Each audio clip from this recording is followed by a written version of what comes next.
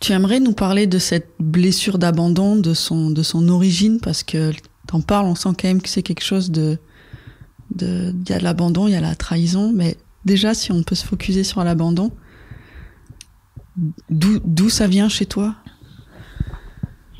Oui, on peut, c'est un bon exercice c'est un bon curseur de sagesse, c'est quand on est capable de dire les choses. Oui, non, je peux en parler, moi je suis née,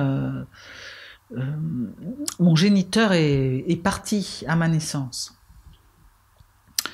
Donc je parle du géniteur parce que j'ai un peu du mal à dire père, puisque même s'il coule dans mes veines, qu'on fait énormément de choses et qui m'a transmis énormément de choses, comme la culture orale, comme la défense de la veuve et de l'orphelin, comme un rythme un peu que j'ai quand il y a de la musique, et ce formidable optimisme africain, c'est quelqu'un avec qui j'ai pas grandi, donc c'est pour ça que je parle de géniteur, qui est parti à ma naissance.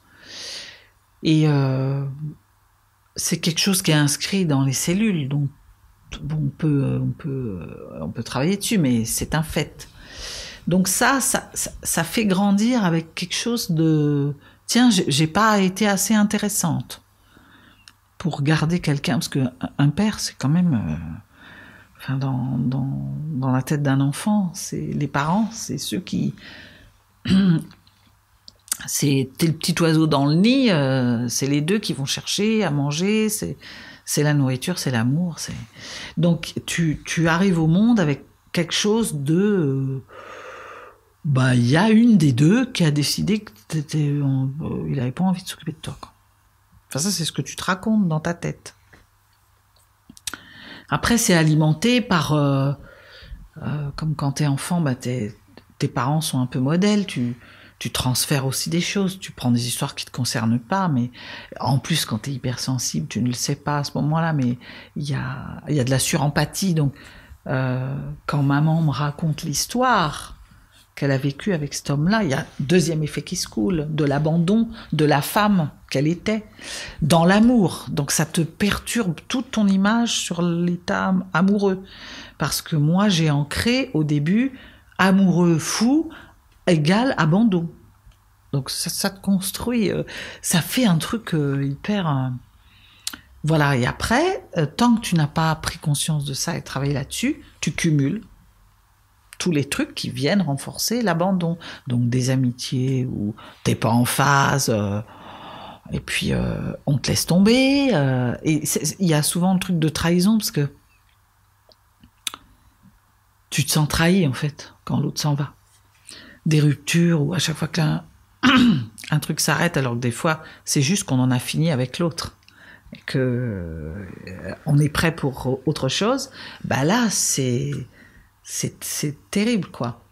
Et c'est une espèce de cercle vicieux, parce que pour ne pas vivre l'abandon, moi je me souviens de m'être construite quand j'ai commencé à avoir des amoureux, tu vois, moi j'avais 13 ans, ouais, quand j'ai eu mon premier amour, je me suis mise dans un truc. Ah, mais moi, je referai pas comme maman. On ne m'abandonnera pas. Donc tu te mets des barrières, tu te mets une espèce de cuirasse là. Donc de fait, on t'abandonne pas, on te rencontre pas non plus. Donc il y a un truc. Et encore dans mon cas, c'est pas exact, parce que curieusement, j'ai attiré des gens, beaucoup, qui avaient envie d'aller voir derrière leur mur. Donc c'est l'effet bénéfique de la chose, c'est que ceux qui ont pu s'approcher, ça a été magnifique. Mais t'es cuirassé, tu vois, donc des fois tu tombes avec des gens qui s'accrochent et tout, mais c'est toi qui les abandonnes parce que t'as tellement peur de... Il y a une chanson, je crois que c'est Bruel, alors pardon pour les références, mais Bruel, ça a été... J'ai fait partie de la Bruel Mania, mais qui dit quitter le lit... Non, c'est Biolay, Benjamin Biolay, qui dit quitter le lit avant que l'autre ne le quitte, quoi. Il y avait vraiment ça.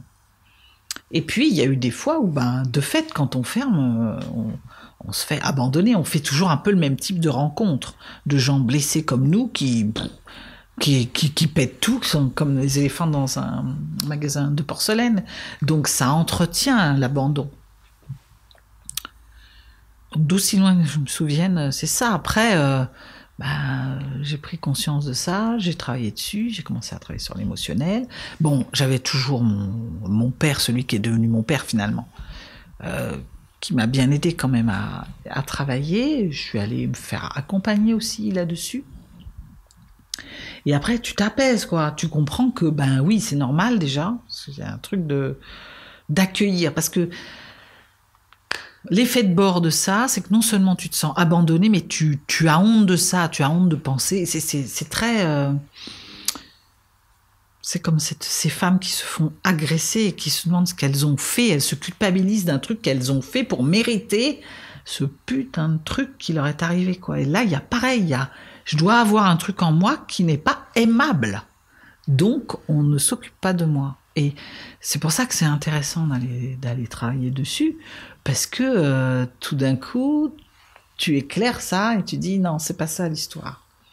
D'abord, quand tu es une petite fille et qu'on t'abandonne, c'est pas chez toi que ça se passe, c'est de l'autre côté, c'est en face, c'est l'histoire de l'autre. C'est qu'est-ce qui s'est passé chez la personne pour qu'elle n'arrive pas à assumer un enfant. Et puis après, t'apprends à... Donc ça prend un peu de temps quand même. Et après, t'apprends qu'en plus, c'est pas tout à fait juste. Il y a des choses aimables chez toi. Et du coup, tu commences à les regarder, tu vois, comme le bébé qui commence à jouer avec ces trucs. C'est quoi ça? Qui prend son pied. Et c'est un peu ça. Hein.